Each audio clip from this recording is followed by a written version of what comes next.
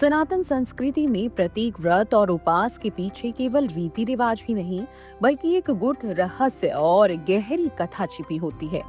ऐसे ही है प्रदोष व्रत, जिसे भगवान शिव की कृपा प्राप्त करने के लिए अत्यंत फलदायी माना जाता है। यह व्रत महीने में 2 बार, शुक्ल पक्ष और कृष्ण पक्ष की त्रयोदशी यानी कि 13 को किया जाता है। प्रदोष काल का समय संध्या का होता है, जब आकाश और धरती के बीच एक विशेष आध्यात्मिक ऊर्जा प्रवाहित होती है। इस काल में स्नान, मौन और भगवान शिव का पंचामृत से अभिषेक करना अत्यंत शुभ माना गया है। किंतु प्रश्न ये है कि आखिर प्रदोष व्रत क्यों किया जाता है?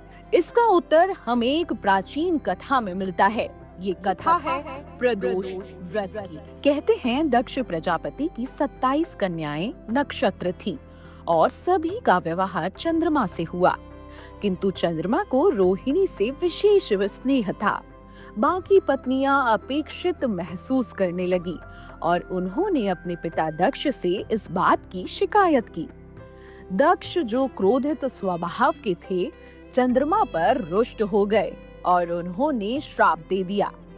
चंद्रमा से दक्ष ने कहा, तुम क्षय रोग से पीड़ित हो जाओ और धीरे धीरे तुम शीर्ण होते जाओगे। श्राप फलित हुआ। चंद्रमा की कलाएं शीर्ण होने लगी, उनका तेज नष्ट होने लगा और वे मृत्यु तुल्य पीड़ा सहने लगे। उनकी स्थिति दिन प्रतिदिन बिगड़ती गई। नारद जी ने चंद्र को मार्गदर्शन दिया कि वे मृत्युंजय भगवान शिव की शरण लें। चंद्र ने पूरे भाव से शिव जी की आराधना की।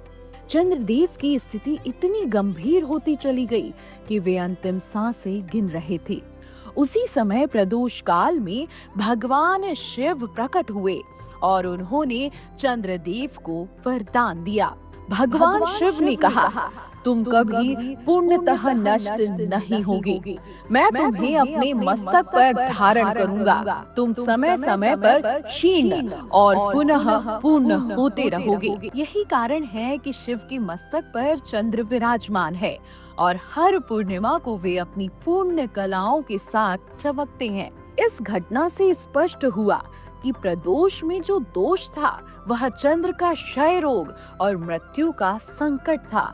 और प्रदोष व्रत का महत्व यह है कि शिव ने उस दोष का निवारण किया और पुनर्जन्म का वरदान दिया। प्रदोष व्रत केवल चंद्र की कथा से जुड़ा नहीं, बल्कि इसका आध्यात्मिक संदेश भी गहरा है। यह व्रत हमें बताता है कि जब जीवन में रोग, संकट या पतन आ जाए तो शिव की शरण ही सबसे बड़ा उपाय है। प्रदोष काल में किया गया उपवास और पूजा साधक की समस्त बाधाओं का निवारण करती है।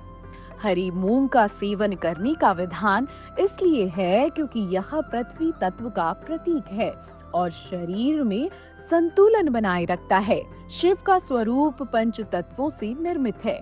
उनका परिवार भी इन्हीं तत्वों से जुड़ा है। नंदी आकाश तत्व हैं, माता पार्वती अग्नि तत्व, कार्तिकेय वायु तत्व और गणेश पृथ्वी तत्व और साथ ही स्वयं शिव जल प्रधान हैं।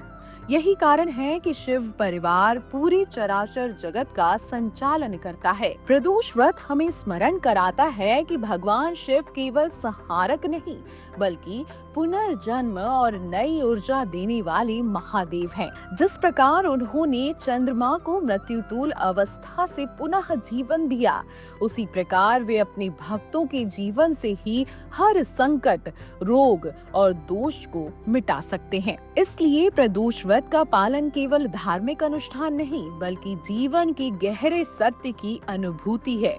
जो भी साधक प्रदोष काल में शिव जी की आराधना करता है, वह न केवल दोषों से मुक्त होता है, बल्कि शिव कृपा से सुख, समृद्धि और अमृतत्व का आशीर्वाद भी प्राप्त करता है।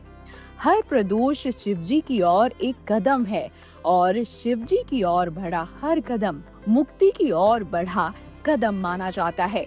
इसलिए जो भी व्यक्ति प्रदोष व्रत करता है, उसे सही पूजा विधि और सच्चे मन से इस व्रत का पालन करना चाहिए। videodesk.jeevanjali.com। अगर आपको हमारा ये वीडियो पसंद आया हो तो हमारे चैनल जीवांजलि को सब्सक्राइब करें